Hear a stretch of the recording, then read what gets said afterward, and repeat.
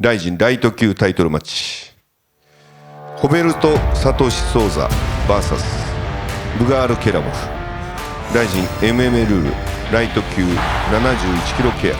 ケラモフ選手がライト級に、階級を上げてサトシ選手にフェザー級のタイトルに挑む前に先行して挑むと。Новогоднюю ночь хотел подраться с Роберто Сатоши. Мне нравится, как он дерется, мне нравится его стиль, и я хочу просто проверить себя, кто из нас сильнее. Просто я думаю, что я могу его выиграть и взять пояс на 71 килограмм в ризе. またベルトに守って、またみんなが喜ぶから、それで自分が一番楽しいの気持ちいいですね。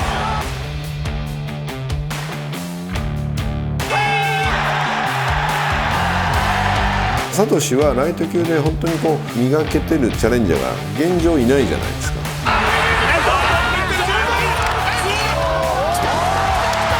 当初は本当にサトシとムサエフかなっていう思いは持っていて、でもまあベラトルとの契約の問題とか、それでもムサエフを調整してっていうことを考えてる矢先にケラモフからぜひチャレンジしたいっていう思いを聞いて、あ、これはありだなと思ったわけですよ。ライジンらしいし、おみそがらしいし、ケラモフ自体も実際結構現状でいつも大苦戦してる。だから70キロにウエイトが上がって階級が上がってもフィジカルでそんなハンディキャップを離してもないから、十分サトシを取る可能性もあるし、ケラモフのそういうチャレンジしたいっていう気持ちに乗っかったって。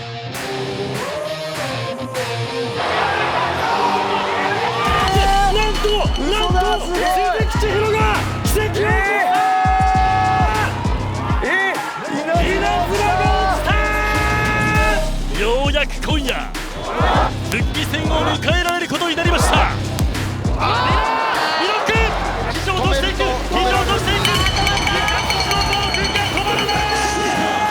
フェザー級が千尋やるまではもうみんなが彼やるときは何もできないですよね。もう彼が全然がね、レベル違うの見せたなと思いました。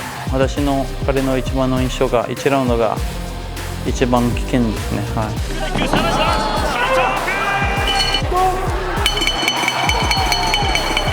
けど私1個だけの嫌なのは、彼まだライト級が1回でもやったことないからすぐタイトルマッチにするから、それだけちょっとずるいなと思って、しょうがないね。もう今年がライジン10年だから、みんながタイトルマッチが見たいから、彼の絶対もういい試合と面白い試合ができますですね。はい。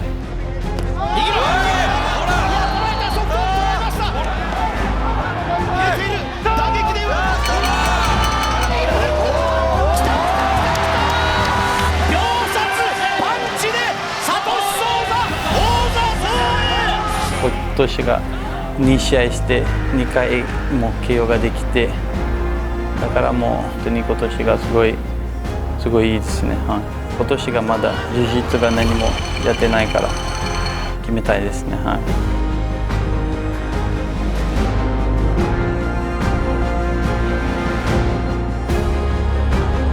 い、もう絶対が簡単な試合じゃない。でも私ライジンライト級王者だから、ライト級の力の見せたいです。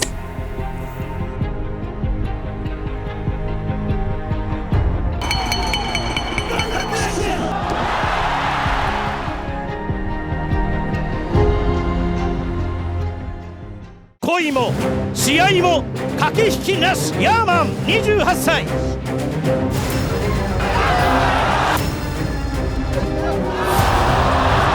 カザフの王がフェザー級戦線に再びやってきます。コンタクトができたんだ。左の服、ボデ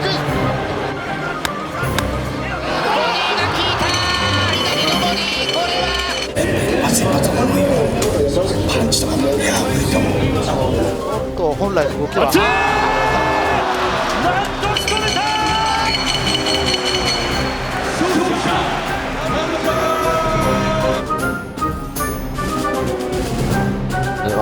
なんで勝てないって言われてんだろうみたいな、インパクトのある勝ち方をしてるからっていうのはあると思いますけど、まあでもじゃあそれ以上のインパクトを残して俺は勝ちますよ。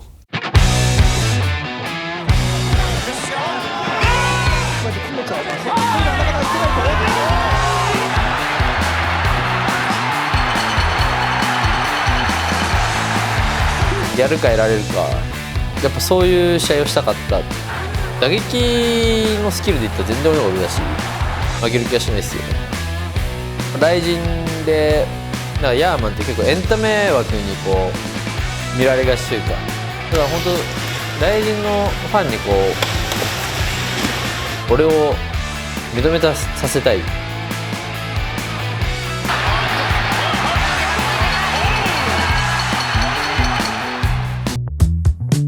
誰かのためになることにお金を使いたい。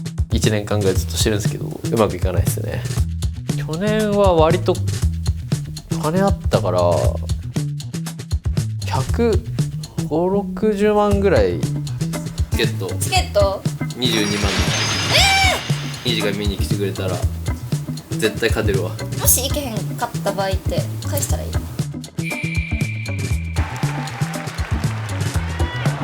あ、来てます。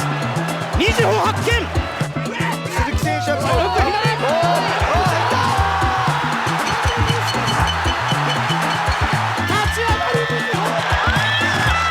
諦めないで皆さん頑張ってください。僕も諦めないで最後まで通います。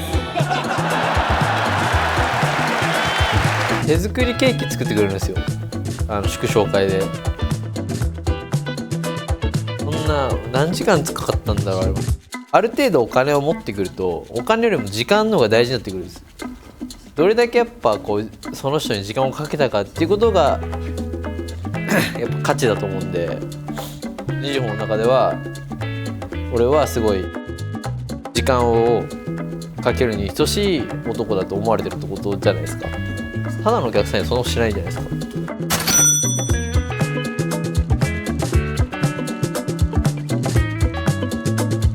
あと一歩もうほんと KO 寸前まで追い込んでるんですけどなかなかそうですね、あと一発が当たんないですよね。大晦日ニジホっすか、木村稔のせいで金ないんで9月にもう木村稔のあれでいっぱい入ってくると思ってたんでめちゃくちゃ怒ってましたよ。ふざけんじゃねえよあいつ。ヤッホー、久しぶり。久しぶり。ライジンが10周年みたいで。そうなんや。うん10周年。10年前何言ってた？中 3？ 中3のニジホも見てみたいけど。ヤーマン何してたん10年前。親ががんになって、なんかこの先俺どうしようって悩んで、めっちゃとりあえず勉強しようと思ってめっちゃ勉強した、最初の偏差値25ぐらいでヤーマンの偏差値が 25？ そうなので1年間勉強してでちょうどセンター試験の時には偏差値50ぐらいまで、すごい。そう倍ぐらいに上がって東海大学に受かったのかな。偉いマジで。いや本当にね賢いよな。賢いよな。賢いね、あと一歩もうほんと KO 寸前まで追い込んでるんですけどあと一発が当たんないですよね。前回さ、ライジン来てくれたじゃん。ニジホが来てくれたからいつも以上の力が出たのかなと思って。いやいやそんなことないよ。いや本当に今回もさチケット用意したの。またVIP 席を2枚。大晦日やんな。大晦日31日31日ちょっと実家帰ってて。実家それでいいのかヤーマン。あれも家族って5人家族だっけ？5人家族。5人家族全員分の VIP チケットを用意する。恋も試合も駆け引きなしヤーマン28歳。いやあとホテルもリッツソル。おじいちゃんとおばあちゃんにも正月は行くから挨拶。おじいちゃんとおばあちゃんの分正々堂々の真っ向勝負が心情です。ヤーマン28歳。多分心臓に悪いから。心臓に悪いか、確かに。それでいいのかヤーマン。ここで勝つか負けるかで本当来年のヤーマンがマジで変わってくるの。で本当祝勝会の数も変わってくるだろうし、それでも本当にダメかな。ちょっと実は、手術するから。手術するから。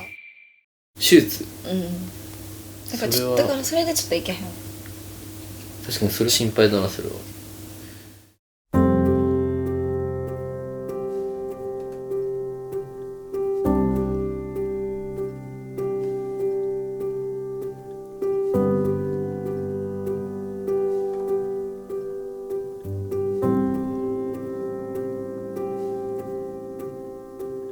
何の手術？眉アートの除去。あ、除去。うん。眉アートの除去。あ、除去。だからちょっとそれもダウンタイムでもあるし、実家にも帰らなあかんし、お迎えはちょっと。確かにそれは確かに。でも怖いねんな、眉毛の手術。いや大丈夫だよ。眉毛がなくなるからさ、顔が変わるわけやん。だから確かに不安。ニジの顔が変わっちゃうとするやん。でも会いに来てくれる？でもニジの顔が好きっていうよりもニジが好きだもん。だからそれは会いに来るよ。確かにニジもさ、手術怖いかもしれないけど、俺もさ今回めっちゃ強い相手で、ちょっとなんか不安というか、ニジもこう手術頑張ってほしいから、俺も試合頑張るわ。じゃあニジも山のためにもっと綺麗になる。そしたら今回の試合 KO して KO ボーナスでニジの手術代を俺出すか。いいんですか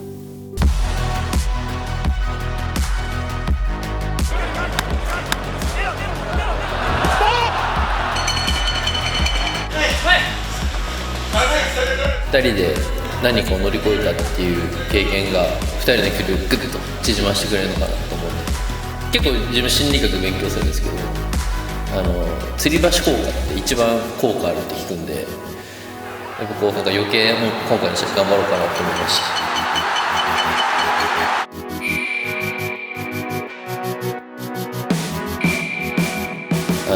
吊り橋効果って一番効果あるって聞くんで、戦う六本木純情派ヤーマン28歳。ここで桜庭和志。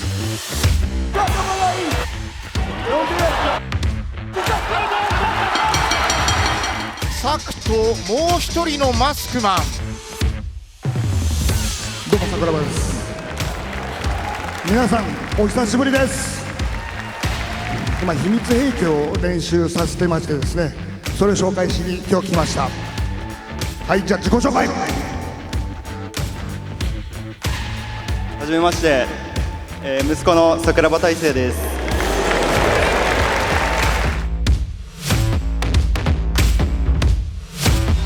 自分が大晦日という大きな舞台に立てるのは親の名前でしか立てないと思ってて、とにかく精一杯頑張ろうと思ってます。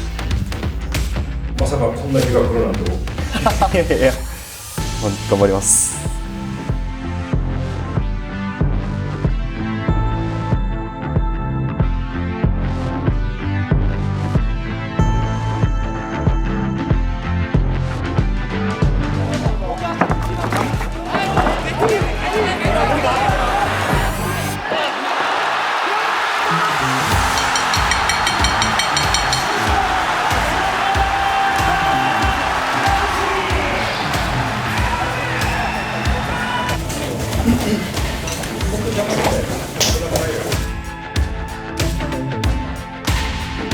小学生の時ぐらいには知ってたと思います。なんか戦う戦う仕事、テレビとか見ててって感じですね、多分。帰ってきてもあんまり喋らないですか、あの人は。全く話さないですね。今日なんかめっちゃ顔腫れてんなって思って聞いたら試合だったとかもあります。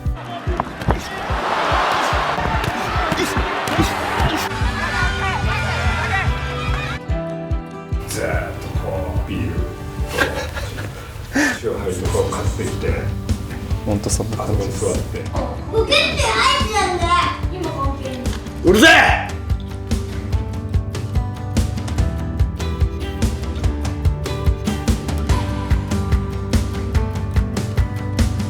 高校に東海大相模入ったんですけど、やっぱ日本一になりたくて入って、大学生でもなりたくてそのまま続けてみたいな感じです。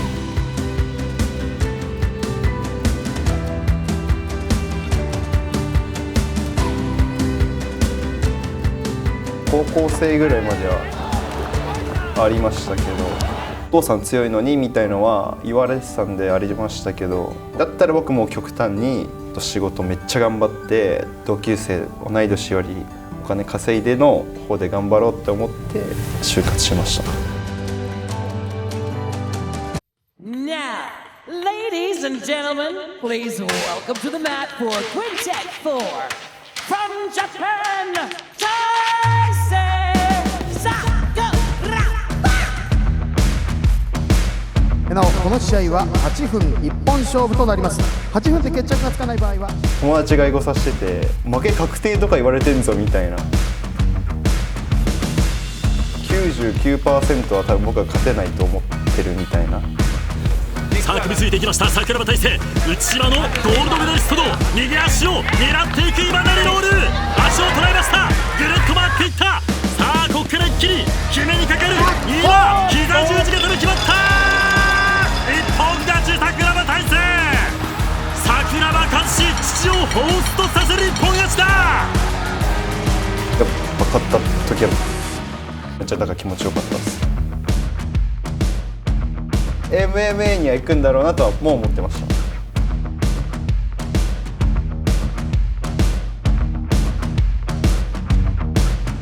た。がっかりですよ本当に正直ね。はあっていう。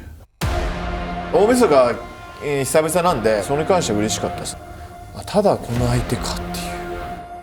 どうやら桜庭さん陣営からの指名名指し、八千君どうかなみたいな、なんだそれと、なめてんのかと、いやいやいやちょっと待てと、まあなめられがちな僕ですけれども、あの時の北岡さんとか小見さんみたいなことになってきてます。なってきてますね。確かにそうですよね。北岡さんしかりとか小見さんしかりね、レジェンドファイターが当時名もないわりかし勢いある俺を受けて立ってくれたっていうのを今度は僕がやる番だなっていうのをすごく感じてるんで。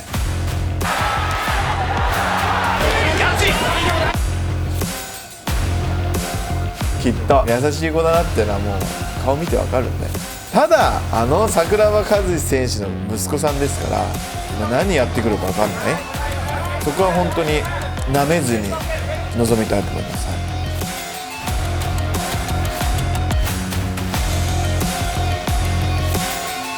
練習楽しいですか？楽しいです。はい。得意な技アームロックって言ったら盛り上がるかなと思う。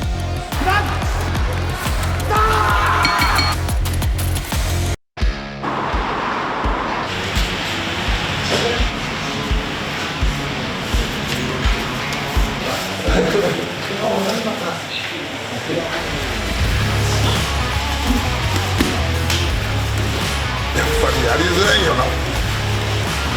本気の練習するなって言ってますよ。カメラ回ってる時作れんじゃない。作れんじゃない。普通にやってくださいよ。ダメ信用してくださいよ。信用できないから言ってるじゃないですか。この世の中で佐藤映像が一番信用ならない。説得力あるわ。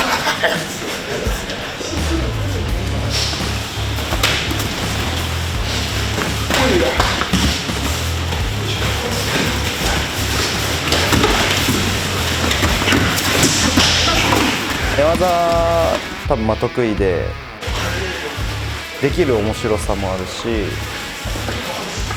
打撃は逆に始めてこう自分の成長とかすごい感じるじゃないですか。停滞期みたいなものが来てない時期なんで、どんどん新しいことを覚えれてるんで、どっちも楽しいです。ド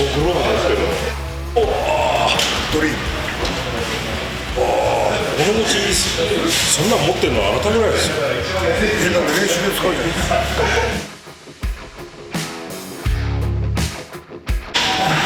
さあ桜庭家親子のグラップリングスパーリングが行われます。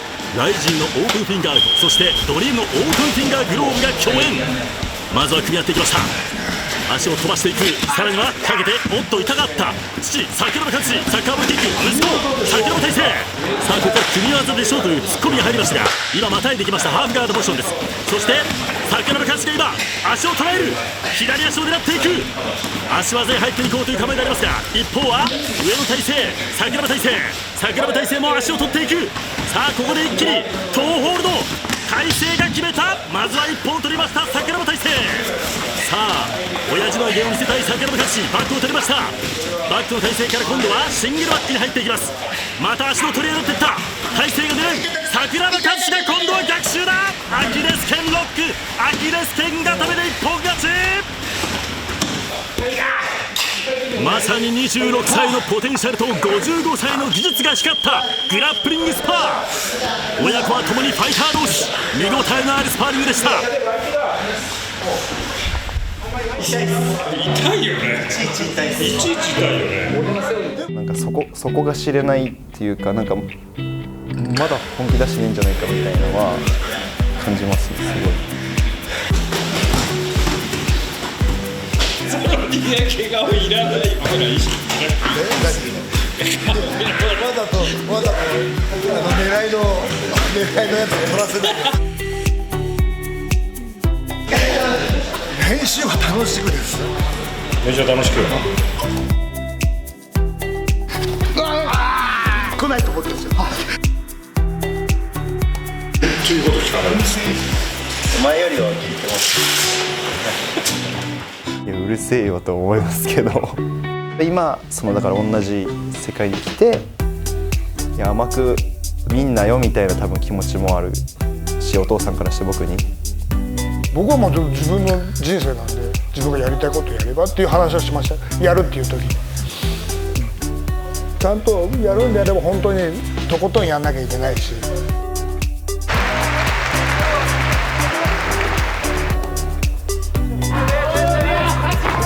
どんな選手になってもらいたいですか。それは別に本人の自由ですよ。ただ僕が言いたいのは、格闘技っていうのは喧嘩じゃなくてちゃんとしたスポーツなんで、相手を尊敬して試合はしてほしいです。それ尊敬してれば勝とうが負けようが絶対礼をするじゃないですか。大谷翔平選手みたいにね、礼儀正しくやって世界のやってない人にも響くような競技になってくれればいいですよね。そういうふうには育ってほしいですよ。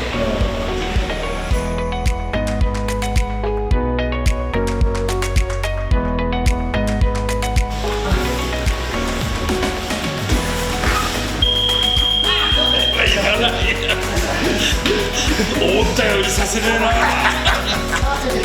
お父さんも一回しないからね。確かに、はい。そうっすね、よくやってます、おじさんね。なんとなく公園で撮ったやつですね、夜。はい。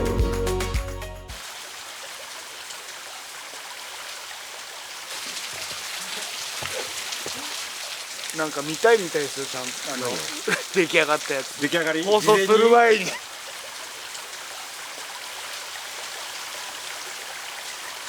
大成君は格闘技は別にあんま興味なかった感じなんですか。あんまり興味なかったですね。僕一番覚えてるのがマリオで登場した時に弟とめっちゃ笑ってみたのは、あとなんか変な博士みたいな、なんか変な丸い眼鏡して白衣みたいな、あと弟の自転車使って登場した時とかは覚えてます。面白い時は覚えてます。あ、でも負けた時とかお父さんがやられてるとなんかうわ負けてるよみたいな感じでちょっとムカつくみたいな感じはありました。よくちっちゃい頃「お前のお父さん負けたじゃん」誰だ言ってんのそれでこい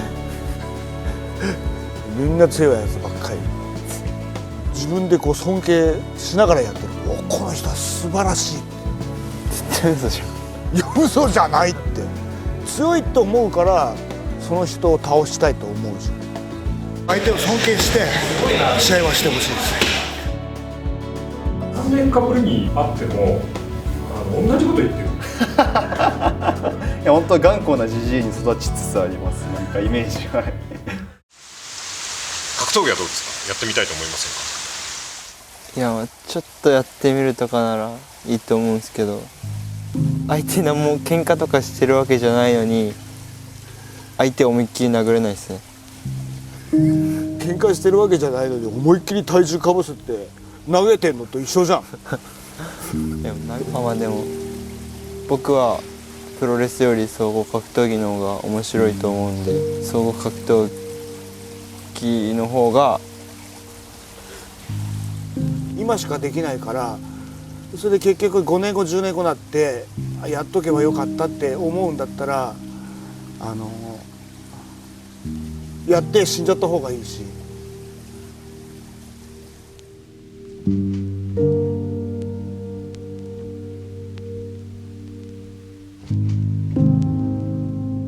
勝つ負けるじゃなくて、もう気持ちをちゃんと相手に向かう試合をで綺麗に一本取る、やられる時はもうスパンと負ける、ぐらぐら負けない、面白い分かりやすい試合をやればいいと思います。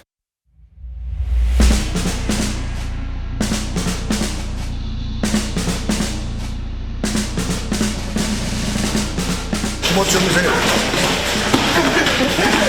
こうなってね、あーっつってバンバンバンって心が折れる試合をする人っているじゃないですか。あれはなしでしょでしょ。僕心折れてないですよ。折れたことないでしょ。まあね、